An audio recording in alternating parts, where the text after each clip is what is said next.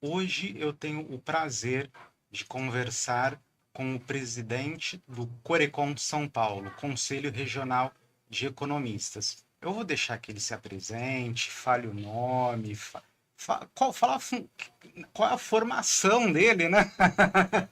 Enfim, tô brincando, professor. Mas, enfim, se apresente pra gente. Muito obrigado pelo convite. E eu já tenho 63 anos de idade e já estudei muito. Quando eu fiz 10, o meu pai perguntou se eu queria estudar ou trabalhar. Eu falei, não gosto de estudar. Eu vou trabalhar, como já trabalhava desde os 8. Só que eu até hoje estou estudando. Todos os dias eu estudo. Eu fiz a minha graduação em economia em 2 etapas. Uma parte quando eu tinha 17 anos, fiz os 3 primeiros anos na USP, só que aí eu fui transferido, já era funcionário do Banco do Brasil, acabei me ausentando de São Paulo, quando voltei não consegui voltar ao mesmo curso. É, Licenciei-me em filosofia Que legal. e bacharelei-me em teologia. São duas matérias que as pessoas não dão valor, mas para mim valeu muito, inclusive para fins de eu ter valores, eu Sim, ter posturas. sim. Depois, já saindo do Banco do Brasil, completei meu curso de economia na universidade, no Centro Universitário 9 de Julho, hoje Universidade 9 de Julho, e fiz já 4 pós-graduações, não fiz mestrado, não fiz doutorado. Essa é a minha formação, do ponto Legal. de vista escolar. Mas a formação boa mesmo, a formação que eu também aprendi muito, foi na vida de trabalho. Sim. Desde os 7 para 8 anos, até hoje trabalho sempre. Já tive experiências mais familiares, trabalhando em empresas da família. Tive também empregos de auxiliar, de assistente financeiro. Compreendi o que é um fluxo de caixa, compreendi o que é a gestão de caixa, a gestão econômica da empresa, preços, custos. Uhum. Trabalhei no Banco do Brasil durante 15 anos, de escriturário até superintendente regional, incluindo Mogi das Cruzes como uma parte da minha regional. Legal. Pedi demissão. Na época eu era presidente da Associação dos Gerentes do Banco do Brasil no estado de São Paulo, isso em 1995. Criei a minha empresa de consultoria, que já tem 27 anos, que trabalha basicamente no campo de perícia, consultoria para empresas em dificuldades, reestruturação, recuperação, dou aula, cursos e faço negociações. Basicamente é isso que eu faço da minha vida e o que eu fiz nesses 63 anos. Currículo extenso e gostoso, né? Sabe que o senhor falou uma coisa que eu levo isso para sempre também. Na nossa formação de economista, muita gente pensa que o estudo termina quando nós pegamos o diploma ao final de 4 ou 5 anos, dependendo da faculdade. Só que não. É um estudo diário, né, professor? Você vai lendo, você vai relendo, você vai estudando, você vai se aprimorando. E é um assunto gostoso que nunca tem fim aquilo. Por exemplo, até hoje, eu estudo entre 3 e 4 horas, todos os dias. Eu divido durante o dia esse estudo, seja me atualizando, seja aprofundando um tema. O meu trabalho, especialmente na área de perícia, exige muita atualização. E eu acho que é isso. Quando eu vou às faculdades para entregar o diploma de mérito nas colações de grau, principalmente, eu digo sempre para os alunos: olha, até hoje a faculdade cuidou de vocês. A partir de agora, quem cuida de vocês somos nós, Conselho de Economia, ou quando eu fui presidente do Sindicato dos Economistas, também o sindicato. E é assim, nós nunca paramos de estudar, nós nunca paramos de nos adaptar ao mercado, porque se a gente parar, a gente vai ficar obsoleto. E Sim, todo aquele que é obsoleto, na verdade, acaba sendo jogado fora. exatamente. Me fala uma coisa, o que faz um economista de verdade assim? Olha, Qual que é você a nossa sabe, função? é verdade, você sabe que eu primeiro sei que a maioria da população não tem a menor ideia do que seja um economista. Não. Alguma parte da população acha que nós somos o profissional especializado em dar entrevista. Ou seja, a gente não faz mais nada na vida a não ser dar entrevista, porque todos os dias 10, 12, 15, 20 economistas falam nos meios de comunicação. Mas Sim. evidentemente que não é isto. Às vezes eu encontro essa mesma dúvida, aliás, muitas vezes eu encontro essa mesma dúvida entre os próprios economistas, que nos bancos escolares não foram orientados sobre qual o potencial da sua profissão. E muitos professores que não trabalham como economistas também têm essa mesma carência de informação. Na verdade, se a gente for verificar a regulamentação do economista, primeiro ponto, o artigo 15 da Lei 1411, que é a que regulamentou a profissão de economista, 1951, ela diz o seguinte, que a área de atuação do economista é economia e finanças. Você já imaginou o que é o mundo da economia e finanças? É gigante. É tudo. A gente, claro, tem outras profissões, como é o caso do contador, eventualmente do administrador, que pega uma parte disso. Mas nós pegamos o todo. É como dizia um amigo meu, infelizmente falecido, economista do Paraná, foi vice-presidente do Conselho Federal de Economia, Canitar Aimoré, ele dizia que nós temos a obrigação, pela nossa formação, de enxergar a floresta. E, dentro da floresta, enxergar cada árvore. Então, é um pouco isso. Agora, o que eu posso dizer com relação às atividades do economista? O economista pode trabalhar no âmbito privado e no âmbito público. Então, existem funções de economista que se exercem no governo. O governo, que eu digo, o Poder Executivo, Legislativo e mesmo o Judiciário. Hoje nós temos um assessor direto do presidente do Supremo Federal, do Supremo Tribunal Federal, que é economista e que serve para orientar as informações de ordem econômica que passam por aquele tribunal. Nós não tínhamos, mas sempre é bom. Alguns tribunais já tinham. Nós temos no Poder Legislativo aqueles que examinam, por exemplo, os orçamentos. O orçamento público, o orçamento de uma prefeitura, do Estado, da União, ele não é uma obra contábil. Ele pode resultar num trabalho contábil ao final do exercício, quando se faz a prestação de contas. Mas, na verdade, o orçamento público é um direcionador de recursos para o desenvolvimento daquela região. Então, um município como, por exemplo, Mogi das Cruzes, que busca fazer um orçamento que direcione recursos para determinadas áreas ou determinadas atividades, está fazendo o quê? Está fazendo a busca de um alavancar das atividades econômicas e, portanto, das oportunidades de renda, de riqueza, de novos empregos. Né? Então, o setor público, você entra numa Assembleia Legislativa, São Paulo, por exemplo, hoje você não encontra economistas que tenham a capacidade técnica de analisar um orçamento mandado pelo governador. Na Câmara Municipal de São Paulo, que existe um corpo técnico para isso. No Congresso Nacional também existe um corpo técnico para isso. Há várias outras funções derivadas nos órgãos públicos. Vou passar para os órgãos, para a iniciativa privada. O economista pode trabalhar em qualquer ramo de atividade. Ele pode trabalhar na agricultura, no comércio, na indústria, nos serviços, no terceiro setor. Em qualquer área ele pode trabalhar, porque ele tem uma contribuição a dar para cada um dos entes produtores ou mesmo associações, órgãos técnicos que assessoram esses setores. Mas ele também pode ser um profissional liberal.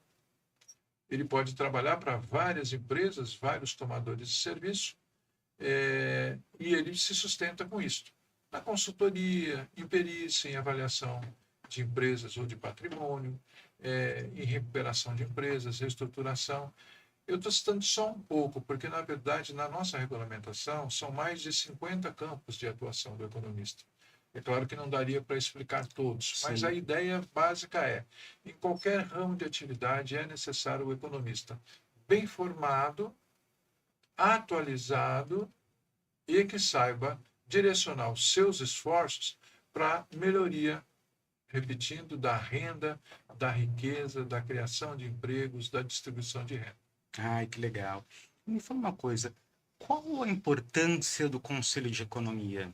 Os conselhos de economia, os conselhos regionais e federal de economia, assim como os conselhos de outras profissões, desde a OAB, que também é um conselho, mas num formato diferente, mas conselhos de engenharia, medicina, contabilidade, administração, todos eles foram sendo instituídos ao longo dos anos, desde os anos 30, para regular a profissão e fiscalizar e registrar os profissionais habilitados. Então, por exemplo, o Conselho Regional de Economia de São Paulo é responsável por registrar todos os bacharéis em economia que queiram trabalhar como economistas assinando, ou então trabalhar mesmo não assinando, mas atuando como economistas. Um analista, por exemplo, ele é economista, dependendo da situação, ele pode ser economista mesmo com um nome que não seja este. Então, ele precisa se registrar para exercer legalmente a profissão. Esse é o primeiro ponto. O segundo ponto é que nós somos também temos a função de fiscalizar a profissão, ou seja, que aqueles que não estão habilitados legalmente não possam exercer a profissão. Existem alguns profissionais que acabam avançando no campo de economia, mas eles têm uma outra formação universitária. Não é o correto que eles avancem, sendo que a lei determina que sejam economistas a fazer aquelas determinadas tarefas. Uhum. Por fim, e assim eu dividiria em dois, é a questão do aperfeiçoamento do economista. Então, a nossa função é que cada vez mais os economistas prestem um bom serviço. Entendi. É por isso que nós fomentamos muito a formação complementar do economista, a atualização, para que ele possa exercer de forma mais adequada a sua profissão, sem prejudicar ninguém. Porque existe aquele ditado: o médico, quando erra, mata uma pessoa. Mas se o economista fizer um plano de desenvolvimento todo errado, ele vai matar várias pessoas. Exatamente. Então, a responsabilidade é tão grande quanto aquele engenheiro que vai construir uma ponte e ele precisa que a ponte esteja de acordo, porque senão a ponte cai, morre muita gente. Entendi. Então, nós precisamos melhorar isso. Então, existe uma atividade nossa, que é o fomento à formação do economista, e, por outro lado, o âmbito repressivo, que é o quê? São os processos disciplinares. Se nós recebemos uma denúncia contra um economista, um profissional que está exercendo ou irregularmente ou de forma errada, ou seja, aplicando as técnicas erradas, nós temos um tribunal regional de ética, que eu também presido, e passa-se para um relator, faz-se toda a instrução, ouve-se a pessoa, né, o denunciado, ouve-se quem denunciou, e se chega à conclusão se o economista, de fato, praticou um ato contrário à disciplina da profissão, ou um erro crasso. Nesse sentido, é uma segunda forma de você garantir a qualidade. Porque se você exige que a pessoa não erre, ou os erros sejam absolutamente mínimos, pela repressão, aplicando penas, etc., você também está fazendo com que ele aprimore, porque ele sabe que precisa ser assim. Entendi. Então, selando essa parte, né, como o senhor falou lá no começo, a faculdade cuida do aluno e agora o conselho cuida do profissional. Isso. Ok. Então, eu entendo que o conselho ele tem esse poder, né, essa importância na nossa vida. Isso para nós. E para a sociedade, para aquela pessoa que não é economista, a gente tem algum trabalho de devolver para quem não faz parte do nosso meio? Algum serviço, alguma coisa? É interessante porque essa função que eu falei, a função de registro, a função de fiscalização e de garantir a qualidade, ela, na verdade, ela é feita para a sociedade. Quer dizer, quando a lei instituiu os conselhos, instituiu as funções dos conselhos e a regulamentação da profissão, o que ele está fazendo? O que a lei está fazendo? Ela está organizando a divisão, aquilo que a gente chama de divisão social do trabalho. O economista faz isso, o engenheiro faz aquilo, o contador faz aquilo, o médico faz aquilo e assim por diante. Quando você tem um órgão que conhece do assunto, ou seja, é formado a partir dos economistas, ele pode ir regulando as atividades e fazendo com que essas pessoas, a sociedade, como, de um modo geral, tenha uma, uma, uma proteção que antes ela não teria. Posso dar um exemplo? Pode. Então, até hoje, como relator, não como presidente do tribunal, quando eu fui conselheiro pela primeira vez, em 2008 a 2010, surgiu um caso de um colega economista no interior de São Paulo que havia que distribuía nos semáforos panfletos sobre a sua atividade de perícia. E dizia assim para as pessoas: olha, não pague a prestação do seu carro, porque você vai estar pagando a mais, está sendo abusividade. Eu, como perito, que atuo há 27 anos, sei que é verdade as abusividades dos bancos. Eu, inclusive, brinco, mas não brinco não, na verdade é quase a certeza, de cada 100 contratos bancários, 101 tem abusividade, sabe? Uhum. Mas, voltando ao caso do interior. Esse rapaz entregou o panfleto, uma moça se interessou, porque estava com dificuldade de pagar a prestação, foi ao escritório dele, ele disse que ia ganhar ação, que não se preocupasse, não precisava pagar mais, e ela parou de pagar. O que aconteceu? O banco entrou com uma ação de busca e apreensão do automóvel, só que essa moça já tinha avisado ao colega economista que ela precisava do carro, porque ela era vendedora pracista, portanto tinha que ir a todos os seus clientes e dependia dela a mãe idosa e doente. O que aconteceu quando ela perdeu o carro? Ela perdeu o trabalho como vendedora, perdeu a renda e a mãe perdeu quem a amparasse. E ela entrou, então, com uma ação contra esse colega no Conselho Regional de Economia. Eu fui o relator e suspendi-o por 3 anos, porque, de fato, era grave. E você imagina isso em outras dimensões, ou seja, se você não tiver alguém que protege a sociedade, e nós estaríamos protegendo a sociedade, nós teríamos pessoas profissionais que talvez não tivessem escrúpulos. Sim. E aí a confusão social seria maior ainda. Então, a existência dos conselhos, ao contrário do que existe algum consenso em algumas áreas aí, ela é positiva, ela não é negativa. Ela custa pouco para o economista, na verdade, não é sustentada pela sociedade, é sustentada pelos economistas, e, ao mesmo tempo, você consegue proteger a sociedade de pessoas que são inescrupulosas, desonestas. Entendi. Eu só dei esse exemplo, mas eu tenho vários outros para te dizer. Imagine alguém fazendo projetos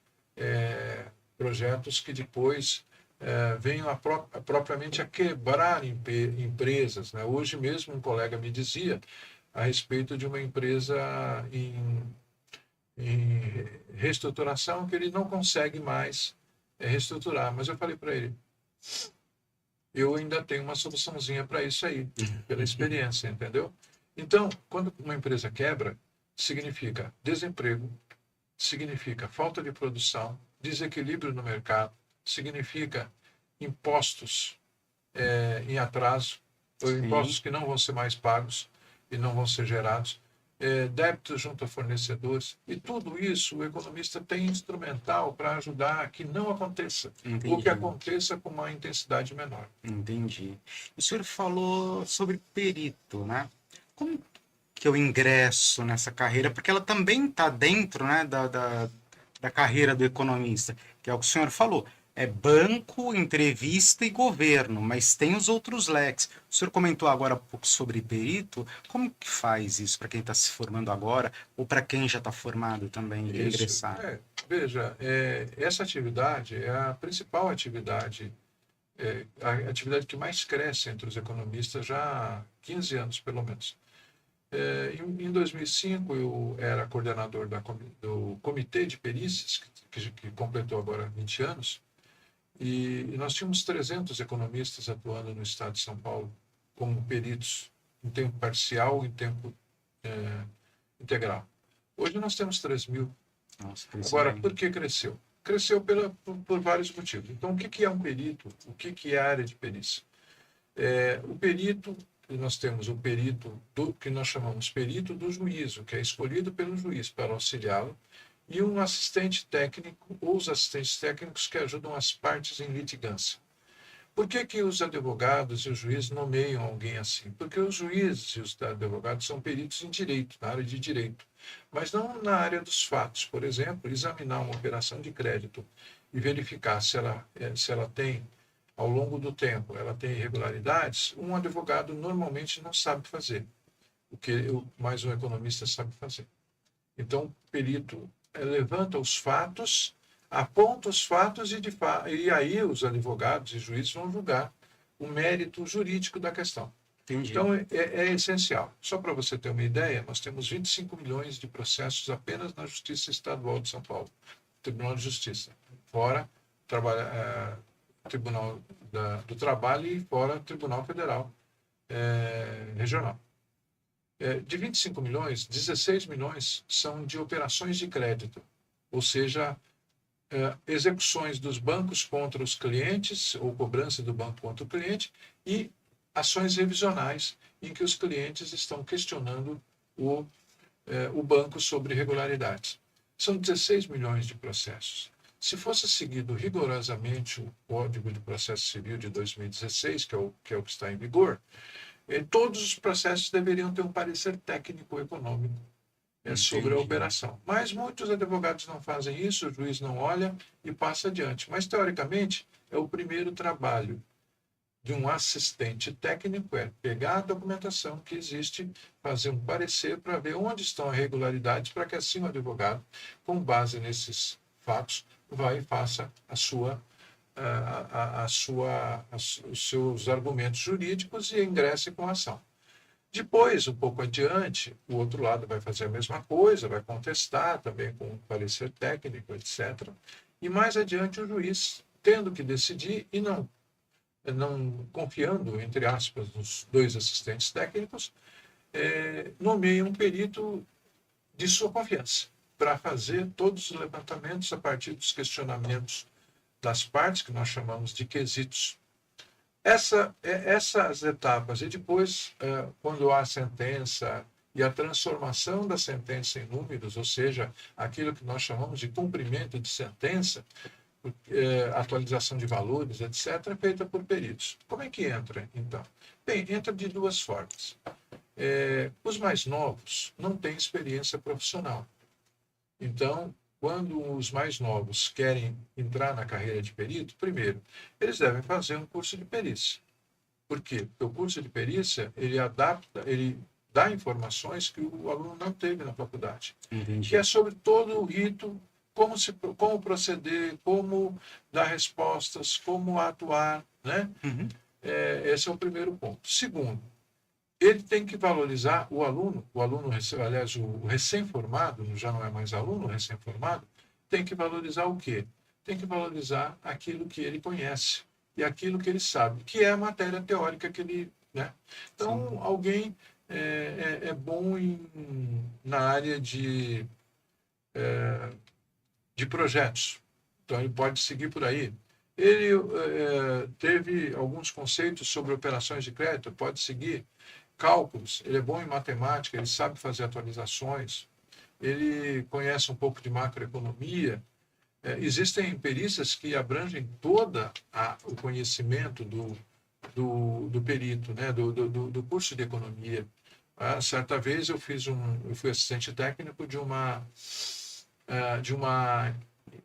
gráfica que fazia páginas amarelas, que muita gente daqui, e talvez nem você saiba o que é páginas amarelas. Já ouvi falar. Páginas amarelas é uma lista telefônica, era uma lista telefônica que era dividida por ramo de atividade. Então, uma empresa aqui do interior de São Paulo, uma empresa ela tinha um depósito de areia, vendia areia para construtoras, e ela resolveu entrar no ramo de terraplanagem, totalmente diferente. Ela tinha o anúncio de areia, de venda de areia, e foi à banca de anúncios da Páginas Amarelas e pediu para constar lá na seção de terraplanagem o nome, os telefones, tudo dela. Quando chegou a lista telefônica, aquele calhamaço enorme, não estava lá o anúncio. Aí eles foram reclamar. E aí o rapaz da banca falou, nós podemos fazer o seguinte, a gente pode te devolver os R$ 700 que você pagou pelo anúncio. E ele falou, não, eu não posso, eu vou ter prejuízo esse ano porque vocês erraram. Então, o que aquilo era? Os R$ 700, que é o que ele perdeu porque gastou, chama-se danos emergentes, e o que ele deixou de ganhar chama-se lucros cessantes. Agora, ele entrou com uma ação na justiça. Ele exagerou, e eu defendi a lista, isso, expliquei isso. Mas como é que você vai adivinhar qual é o prejuízo que é dado pela falta de um anúncio na Páginas Amarelas? Como você vai imaginar quantas pessoas ligariam para ele? Dessas que ligariam, quantos contratariam? Sim. Qual seria o lucro, qual seria a utilização daquela máquina de terraplanagem? Para isso você tem que usar macroeconomia, pesquisa operacional, microeconomia, você precisa entrar na área de estatística, eventualmente até de econometria, quer dizer, você vai usar vários conceitos. Então, para o mais novo é assim. Para o mais antigo, que já tem experiência profissional, ele tem que valorizar o que ele sabe fazer. Então, se ele é uma pessoa especialista em gestão financeira, por exemplo, foi gerente financeiro há muitos anos, ou se ele é uma pessoa que trabalha em um banco e conhece operações, pode ir por esse caminho, mas pode ser que ele conheça também indenizações, e ele vai por esse caminho. Então, a gente orienta. Nós temos um plantão de perícia no Sindicato dos Economistas, mas que é tocado por mim e por mais um conselheiro, em que a gente resolve essas dúvidas, especialmente para os novatos. Como é que ele entra no mercado, e a gente ajuda também a construir o laudo, a dúvidas todas, tanto os novos quanto os antigos. Então, sem essa ajuda mútua, a gente não consegue ir muito adiante, a gente fica sempre parado, achando que não tem resposta. Entendi. E mudando um pouquinho, como o senhor está vendo a economia brasileira hoje? Olha, a economia sempre ela tem um grande motor, que é a confiança. Sim. Sem confiança, nenhum empresário investe, nenhum banco dá empréstimo. Não. O trabalhador, talvez por falta de opção, fica no emprego, mas assim que ele percebe que não está tendo retorno, ele vai buscar um outro emprego. Ou seja, a confiança é tudo na economia. E eu tenho a impressão de que esse ano e alguns meses tem trazido confiança, embora a gente não diga que não há problemas em alguns aspectos da gestão econômica. Mas a gente tem sentido isso. E uma dos sentimentos que saiu recentemente, essa informação, é, por exemplo, que aumentou em 200% o valor dos debêntures lançados, ou seja, para o público, você sabe o que é, mas para o público, debêntures são títulos emitidos por empresas que vão ser resgatados no futuro ou então convertidos em ações. Isso. Você só entra numa situação dessa, você é investidor, só entra numa situação dessa se você perceber que a empresa vai dar lucro. E então, que tem um mercado para diante, então tem todo um estudo anterior. Mas não é só isso, você está vendo maiores investimentos, maiores tomadas de empréstimos para investimento, não mais só para o curto prazo. O investimento para curto prazo é muito caro, e o investimento para longo prazo normalmente é usado para a expansão das empresas, para a modernização de equipamentos, etc. Então, eu vejo com uma boa perspectiva. Acredito que, como aconteceu já no ano passado, que houve um crescimento acima do que se esperava, este ano eu também acho que vai dar, mas é preciso entender também que nós tivemos praticamente 8 anos de problemas, desde 2014 a 2022. Na época, cerca de 2017, 2018, em que eu fiz uma palestra para uma empresa internacional de rating, a perspectiva dessas empresas é que o Brasil só voltaria ao nível de 2014 em 2027. Nós já estamos quase chegando no nível de 2014. portanto, antecipando em alguns anos. Sim. Não é bom, mas demoramos muito e agora temos que fazer uma caminhada que é para quem está aqui hoje e para o futuro, para as pessoas que hoje são crianças ou adolescentes ou jovens e que vão entrar na economia, tomara que numa situação melhor do que aquela que nós atravessamos nesses últimos anos. Sim, e quais as ferramentas que a gente pode usar para continuar no caminho certo, para chegar nesse valor, nesse montante de 2014 em 27? Enfim, qual o ferramental para a gente não voltar? Eu tenho a impressão de que, evidentemente, tem que haver apoios de muitas pessoas e um apoio constante. E quando eu falo apoio, não significa que a falta de crítica. Sim, Pode haver crítica, mas o apoio. Qual é o apoio que eu acho que todo governo gostaria de ter? E toda a sociedade gostaria de ter? É que nós temos uma situação de que, nos últimos anos, acabou-se, não é só dos últimos 15 anos, mas antes, é a chamada financiarização da economia. Qual o problema da financiarização? É a transformação de tudo em finanças. sim, Mas só que a finanças é uma parte da economia. Ela não é economia real, ela é uma economia de papel, vamos chamar assim. Tudo aquilo que é produzido pode se transformar num papel e esse papel aqui é comercializado posteriormente. Mas, quando você faz a financiarização, você primeiro dá um privilégio exagerado para o capital financeiro.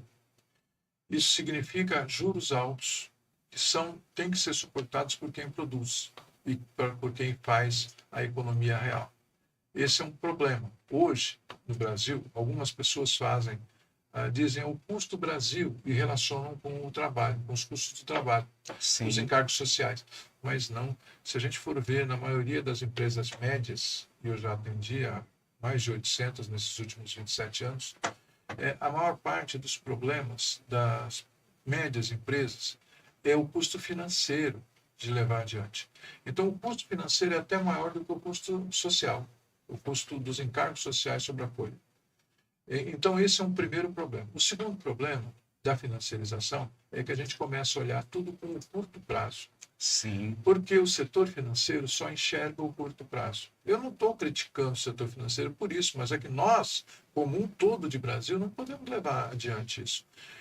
Todos os meses eu respondo, sei lá quantas entrevistas, perguntando quanto vai dar a taxa Selic, que é de um mês para o outro.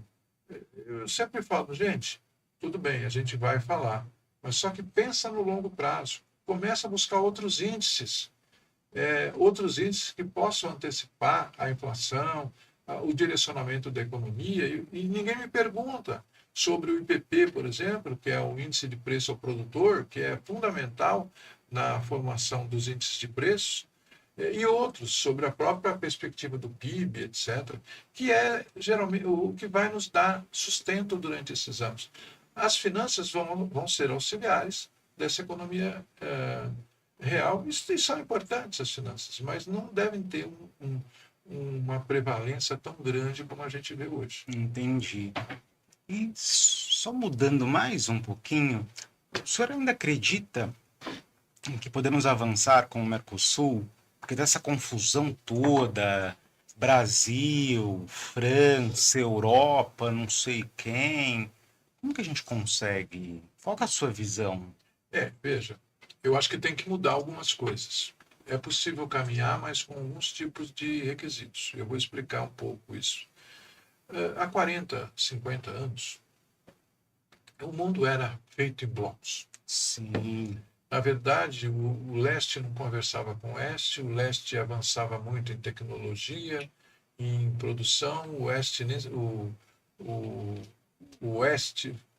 o que nós estamos, né? O ocidente, não nem percebia essa evolução, tanto que hoje algumas pessoas ainda se espantam com a evolução da China, uma coisa que ela fez teoricamente na surdina e que dá resultado e ela logo passa aos Estados Unidos tranquilamente. Mas chegou um determinado momento em que os blocos começaram a conversar.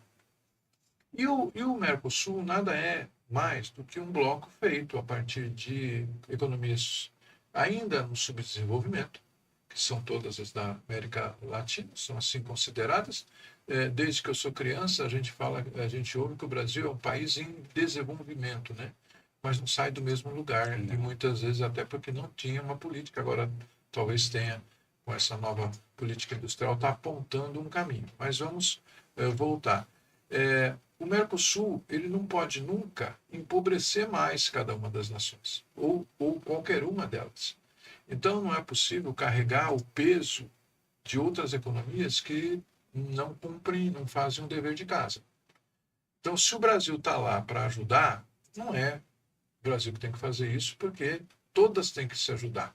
Quando você soma 3, 4 pessoas que se associam, ou 3, 4 países, qual é o objetivo disso? O objetivo é que você tenha mais força somada dos 5, porque os 5 sozinhos têm uma força e você vai ter uma força dobrada se juntar aos 5. Então, isso não foi muito levado a sério, acompanhar. Aí nós temos outros blocos, né, que já estão avançando sobre cada uma dessas economias. E é aquela história, quando há uma necessidade maior, as pessoas, ou as economias, os países, eles vão para o lugar que interessa para eles. Em certo sentido, isso é uma espécie de infidelidade. Por quê? Porque comprometeram-se com o bloco e, de repente, começam a vender para outro. Quando vai se perguntar, por que você está vendendo, você tem que vender aqui dentro. Para nós, não, mas porque lá estão me pagando mais. Então, você cria uma certa infidelidade dentro de uma atividade econômica. Então, se for para ser assim, é melhor não ter. O Brasil não ganha nada com isso. Acaba não ganhando muito, né? Ele vendendo para outros países, especialmente África, Ásia, né? E mesmo a Europa, em certo sentido, ele vai ganhar muito mais. E com isso, eu não estou querendo abandonar os argentinos, os uruguaios, os paraguaios, mas é que de vez em quando você tem que dar uma chacoalhada nas pessoas e uma chacoalhada nos países, para que esses países percebam que não estão no caminho certo. Então você fala assim, não vou continuar. Tá bom, agora vai ter que se virar sozinho. Pois é, e se virar tem que voltar para a realidade e ser eficiente economicamente. Entendi. O senhor falou uma coisa engraçada, que é em relação aos blocos que tinha antigamente e tal. Nós temos o bloco europeu, que ainda é muito forte, Sim. grande, não dá para negar, mas a gente observa que a Europa ela tem sofrido um decrescimento com o passar dos anos. O senhor acha que o BRICS, em algum momento, pode ultrapassá-los? Então, em termos de número, eu acho que ainda é precipitado a gente dizer isso. Mas a Europa tem características interessantes. Primeiro, é uma sociedade, vamos dizer assim, a sociedade mais antiga do mundo, né? Se a gente for pegar, é claro que a Ásia tem situações assim também, de muitos milênios. Mas a Europa é um continente envelhecido em termos de população. Então, quando a gente fala isso de envelhecido, nada contra os mais velhos, mas é preciso uma renovação para que você tenha mais força, inclusive na área econômica. Então, tem problemas com o mercado consumidor, só não tem problemas maiores que o mercado consumidor, porque a renda média lá ainda é muito alta, né? Mas ela sabe bem, tanto que tem países europeus, como é o caso da França, que já estão querendo fazer alianças com outros países, como é o Brasil, porque percebe que tem um certo esgotamento de mercado, né? Com relação ao BRICS, ele é uma excelente ideia. Se ele for levado adiante, ele vai criar melhores condições para todos os países que estão associados a ele. Se ele vai ultrapassar ou não o potencial da Europa, eu acho que demora muitas décadas ainda, né? Mas é como aquela história do executivo que, sendo um imediatista, como a maioria dos executivos ao ser informado por uma pessoa de que determinada árvore demorava 30 anos para crescer e ficar bonita, ele preferiu deixar a muda dessa planta numa banquinha, e aí a pessoa que estava lá falou assim, moço, se não plantar, demora mais.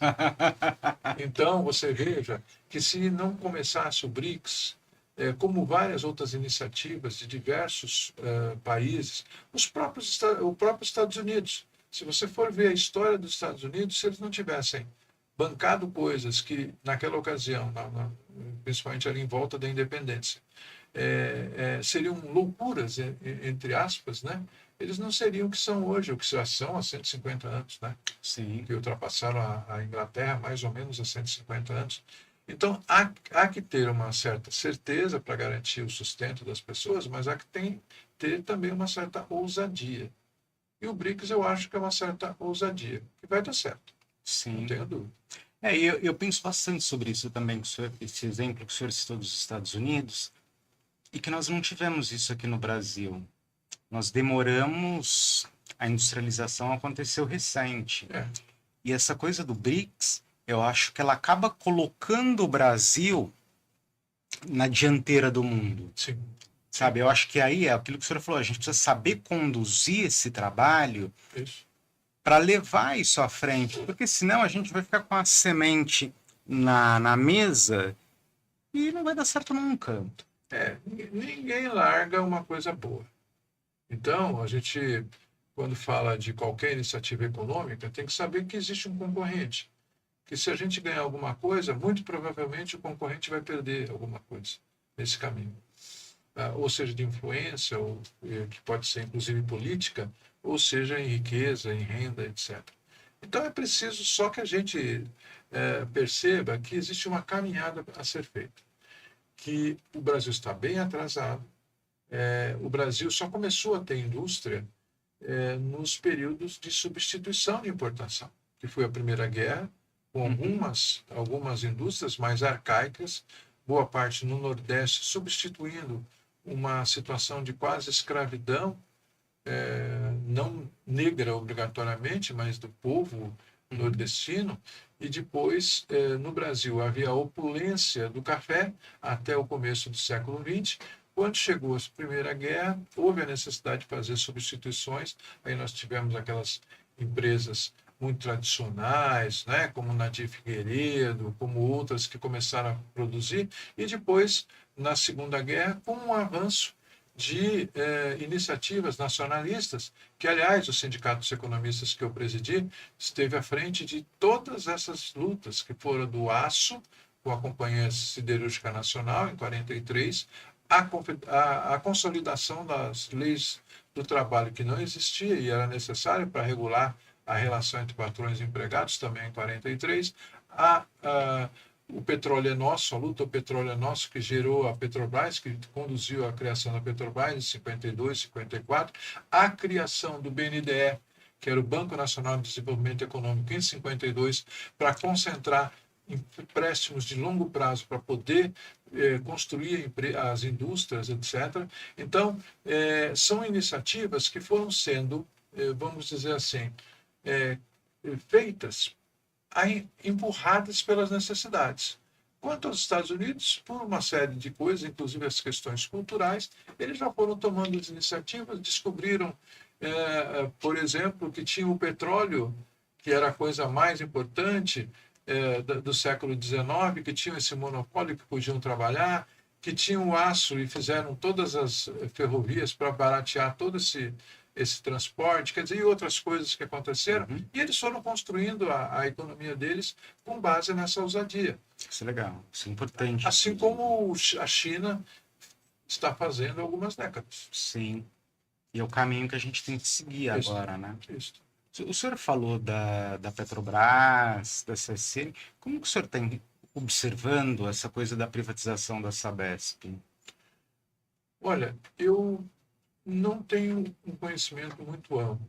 Eu já trabalhei para várias empresas que hoje gerenciam, ou entidades que gerenciam bacias, gerenciam rios, né? Mas, se você me permite, eu vou fazer uma observação contábil Por favor. e não só econômica. No meu curso de valoração econômica de empresas, já faz uns 5 anos que eu faço como case o balanço da Sabesp. Então, eu sempre pego, porque eu fui percebendo a riqueza do balanço e a demonstração daquilo que é o valor econômico de uma empresa com base nisso. E a Sabesp tem algumas centenas de contratos. E esses centenas de contratos são contratos de fornecimento de água e de tratamento de esgoto, basicamente. Então, ela faz o investimento, ela para fazer o investimento de equipamentos, de instalações, de construções que são necessárias, canos, etc., ela pega empréstimos geralmente no exterior, que são de preço, de custo menor. E, ao mesmo tempo, ela tem contratos de longo prazo com os municípios. Acho que você deve ter sabido, porque esses dias houve uma reunião, inclusive no Palácio dos Bandeirantes, pelo governador Tarcísio, com vários prefeitos. Por quê? Porque sem que esses prefeitos renovem os contratos com a nova Sabesp, ou seja, uma Sabesp privatizada, a Sabesp é inviável. Por quê? Porque ela não tem bens.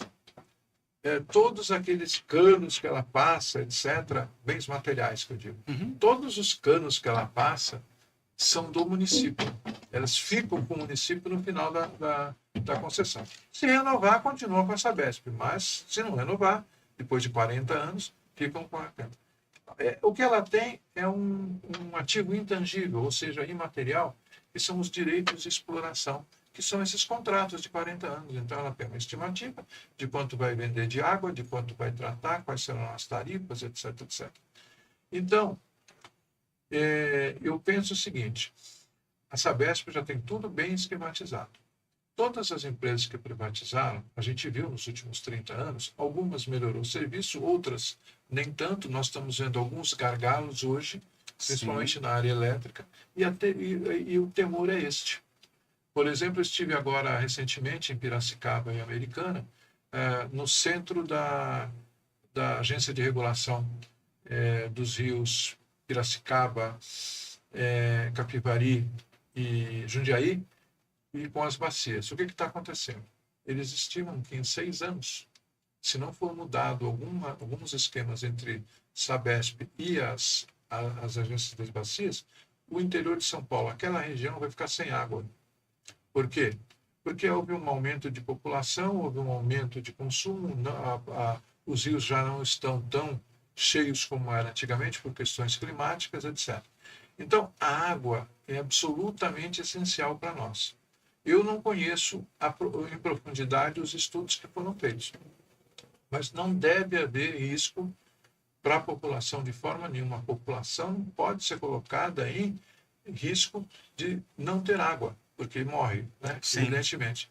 Agora, se a questão é o gigantismo, se é a questão... A Sabesp dá lucro. Agora, se a questão é ser privada ou pública, eu acho que é irrelevante se ela prestar serviços. Eu não sou a favor de um cabide de emprego, mas a Sabesp não é um cabide de empregos. Você vê que toda a carreira está toda organizada. Então, eu fico com um certo temor, sim. Né? Mas eu também não tenho elementos para te dizer que vai dar errado. A gente só pensa o seguinte, tem que ter cuidados. É só isso que eu digo. Ah, entendi. Enfim. Gostei de ouvir a sua opinião, porque geralmente as pessoas têm uma opinião apaixonada sobre esses assuntos, né? Não vende, não, tem que vender, não sei o quê. Dificilmente as pessoas param para pensar, olha, tem um balanço, tem isso, tem aquilo, tem não sei o quê. E a partir disso, começar a se posicionar dentro da discussão.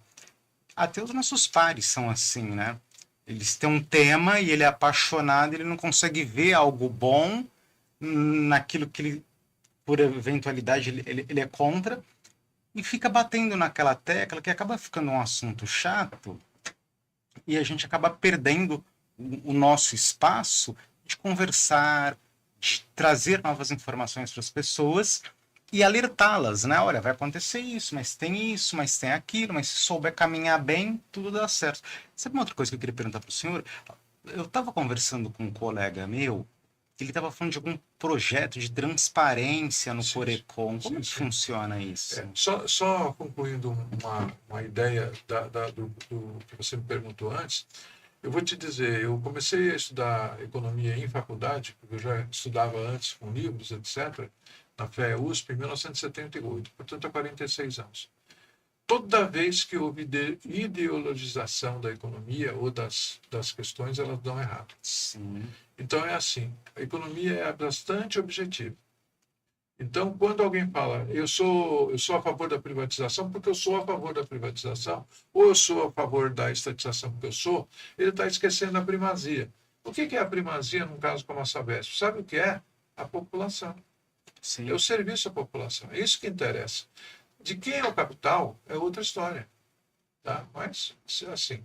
Mas, voltando, sim, nós temos uma campanha em plena expansão, que é a chamada, é a campanha do orçamento transparente.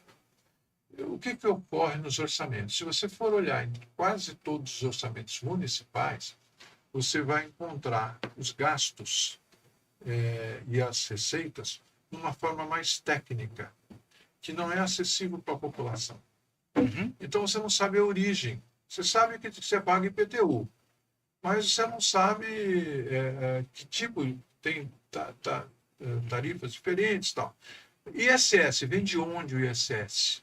Né? Vem de onde o fundo de participações dos municípios. E, ao mesmo tempo, do outro lado, pior ainda, quando você fala de despesas. Porque as despesas, elas aparecem de uma forma técnica. Então, ninguém sabe, escuta, daqui quanto foi para tapar buraco? Quanto foi para remendar a rua? Quanto foi para asfaltar? Você não tem essa informação. Não. E aí a população fica sem saber sobre o dinheiro que é dela, como é utilizada. Aí você fala, mas aí vai complicar a vida do prefeito? A nossa visão não é essa, é o contrário. A nossa visão é que essa nossa luta pelo orçamento transparente, ou seja, com palavras adequadas, com palavras que o povo entenda, ela deve ser suprapartidária. Não interessa o prefeito, não interessa o partido, etc. O que interessa é a cidadania, que ultrapassa muitos partidos. Sim. Eu acho que nós podíamos até, em determinado momento, ficar sem partidos, mas sem a cidadania, aí o país acabava. Acabava, porque os cidadãos têm que ser responsáveis também, diretos ou indiretos, pela máquina. E é isso que a gente quer. Então, a gente quer o quê? Temos um modelinho, temos algumas ideias, já existem leis em municípios aí, São Paulo é um caso, de exposição do orçamento, como ele é gasto, quer dizer, os gastos do orçamento de forma mais popular, que a gente chamaria, ou mais simplificado para a população, porque a partir daí a população vai perceber se está gastando muito, se não está, se não é aquilo em que ela quer que gaste, se é melhor gastar de outra forma, se o prefeito, o governador estão aplicando na forma certa. Essa campanha já está avançando em muitos municípios de São Paulo, na capital e em outros municípios, e em muitos estados nós estamos levando essa campanha também e já estão adotando o mesmo princípio. Nós entendemos que isso é um serviço do economista, que é um serviço que vai mostrar à população uma transparência que é necessária para a gestão dos recursos públicos. Legal. Enfim, professor, já estamos há quase uma hora conversando. Acho que você ainda tem outros afazeres ainda hoje, né? Estou à vontade. Você tem a minha... Eu tenho. Necessário. Tá. O senhor tem alguma consideração final para falar para o pessoal? Olha, algum conselho? Eu queria já fazer aqui um anúncio, um convite, não só para os economistas, mas para os estudantes, para os professores e para o público em geral, do nosso Congresso Paulista de Economia, que está dentro de toda essa linha que a gente falou hoje. O nosso Congresso Paulista de Economia será nos dias 28 e 29 de agosto de 2024, na sede da FECAP, Fundação Escola de Comércio Álvares Penteado, na Liberdade. E o tema dele é Iniciativa Privada, Estado e Universidades a favor do desenvolvimento sustentável na era da descarbonização, oportunidades para São Paulo e o Brasil. Basicamente é o grande tema aí dividido em subtemas. Por que nós fizemos isso? Porque não é que nós estamos cansados, é que nós achamos que está sendo pouco levado em consideração essa articulação que deve haver entre todos os níveis de governo, federal, municipal, estadual, e também entre o setor público e o setor privado. É muito ruim você simplesmente escutar críticas sem ações conjuntas. A universidade também tem que ser chamada a atenção para que a finalidade dela, no final das contas, é ajudar o desenvolvimento social e econômico do país. Então, nós vamos ter 2 dias de palestras. Hoje cedo nós já fixamos quais são mais ou menos praticamente todas as palestras, né? E também os palestrantes, vamos convidá-los todos. Vai ser totalmente gratuito, presencial no Teatro FECAP, cabendo 420 pessoas, mas nós vamos ter rede, transmissão simultânea para todo o Brasil, para onde quiser, não é só Brasil. Deve vir mais uns 2.500 pessoas, como veio há 2 anos no outro Congresso Paulista de Economia que nós realizamos. E por que na Fundação Escola de Comércio Álvares Penteado? Poderíamos ter outros locais. Lá é muito bom o local, mas tem um detalhe. Uau. O detalhe é o seguinte. Em dezembro de 1934, portanto há quase 90 anos, formava-se a primeira turma de economistas do Brasil. Que legal. E justamente na Fundação Escola de Comércio Álvares Penteado. Esses 34 alunos que se formaram, menos de um mês, eles acabaram em 16 de dezembro, menos de um mês, dia 11 de janeiro de 1935, reuniram-se. E eu li essa ata várias vezes para dizer o seguinte: nós não podemos ficar desunidos. Nós somos uma categoria desconhecida. Ninguém sabe o que nós fazemos. Nós precisamos ter uma entidade nossa para nos defender e para ampliar o nosso mercado de trabalho. E aí, nesse dia, foi criado o Sindicato dos Economistas no Estado de São Paulo.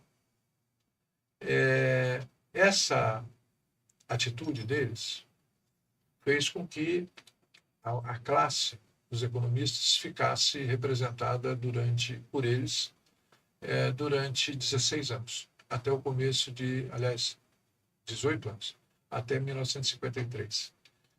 Os diretores do sindicato, num primeiro momento, que eram todos alunos da FECAP, todos oriundos da FECAP, os primeiros, né? Só via aquele curso, faziam de tudo para propagar a profissão de economista.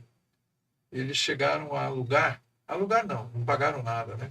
Ocuparam um horário no rádio, naquela época era o melhor meio de comunicação, à noite, para ensinar economia e o que a gente chamaria de educação financeira. Isso, legal.